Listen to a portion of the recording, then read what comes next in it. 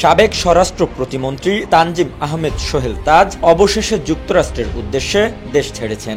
মঙ্গলবার দিবাগত রাত 1:11 ফেসবুকে তিনি লেখেন, চেক ইন শেষ, এখন ইমিগ্রেশনের অপেক্ষা। পরে ভোররাত 3:34 বিমানের ভেতর থেকে যাত্রীদের সঙ্গে একটি সেলফিও পোস্ট করেন তিনি।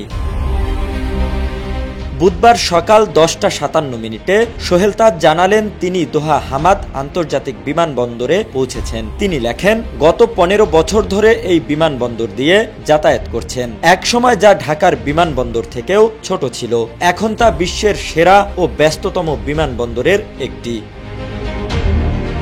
এর আগে মঙ্গলবার বিকেলে নিজের ভেরিফাইড ফেসবুকে সোহেল তাজ লিখেছিলেন, মগের মুল্লুক, হতভাগা একটা দেশ, খেলোয়াড় পরিবর্তন হয় কিন্তু খেলা একই থাকে।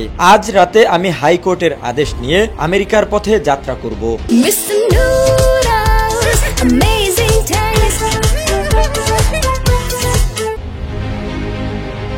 গত 26 সেপ্টেম্বর আমেরিকা যাওয়ার পথে হযরত শাহজালাল আন্তর্জাতিক বিমানবন্দরে তাকে আটকে দিয়েছিল ইমিগ্রেশন কর্তৃপক্ষ।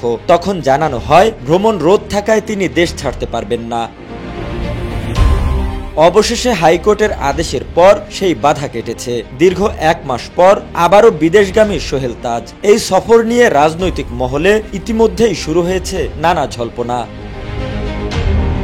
জহিরুল ইসলাম, জয় জয় দিন।